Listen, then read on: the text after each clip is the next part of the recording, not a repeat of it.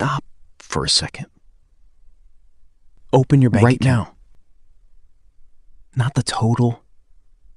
Not the savings you're pretending exists. The one you actually live out of. Rent, groceries, kid stuff, Gas. Now ask yourself something honestly. If you lost your job tomorrow morning, how long could you actually make it? Not comfortably. Not with vacations and eating out. Just the lights stay on, the rent gets paid, the kids get fed. How long? For most people, the answer lands somewhere around 2 months. Maybe 3 if they're lucky. 90 days. And here's the thing that gets me.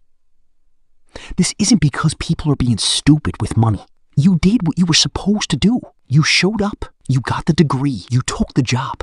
You're paying the bills every single month without fail. And you're still 90 days from it all falling apart. That should bother you more than it does. There's a number I can't stop thinking about. 56%. More than half of Americans cannot handle a $1,000 emergency without going into debt. We're not talking about people who are struggling to find work. We're talking about employed, bill paying, mortgage having, school run doing Americans. One unexpected bill away from a spiral. And that bill isn't a maybe, it's a when. For some people, it's the car. For some, it's the furnace dying in January. For some, it's an ER visit that insurance only half covers. Emergency changes. The vulnerability doesn't. So, how did normal, hardworking people end up here? Because it wasn't always like this.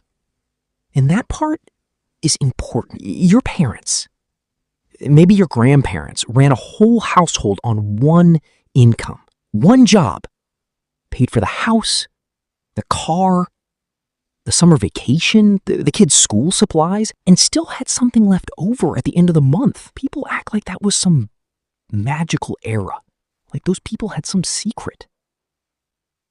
They didn't. The economy was just built differently through the 50s, 60s, 70s.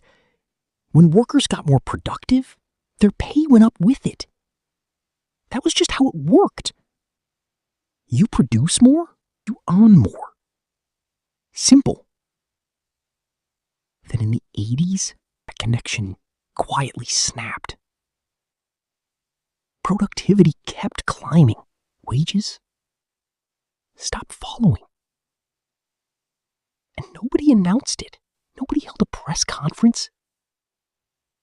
It just happened. And the gap between what American workers produce and what they actually take home has been quietly growing ever since. Now, stack 3 things on top of that. Housing, healthcare, education.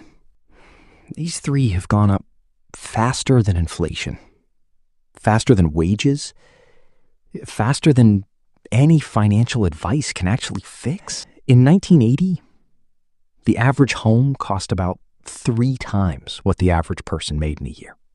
Today, that number's closer to 6 or 7 times. College in 1980 at a public university cost a few $100s a semester. Today, the average student walks out with over $30,000 in debt before they've even earned a single paycheck. And healthcare? A typical American family now spends over $22,000 a year on health insurance and out-of-pocket costs combined. That's not a medical emergency. That's just a regular year. So you've got wages that aren't growing fast enough. Housing that's priced beyond reach.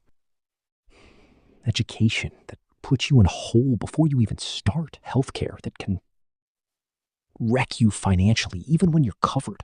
And somehow on top of all that, you're supposed to be building a 3 to 6 month emergency fund. The math doesn't work. Honestly, it was never meant to work. Here's the part nobody really talks about. 90-day cliff isn't just a personal finance problem. It's a leash, and you're 90 days from losing everything. quit the job you hate. You don't start the business you've been sketching out in your head for 3 years. You don't push back on the thing at work that isn't right. You don't make noise. You just survive. And a population that's busy surviving doesn't ask too many questions about why the system is set up the way it is. That's not some dark conspiracy. That's just what happens when a system gets built around keeping certain people comfortable and certain people scared.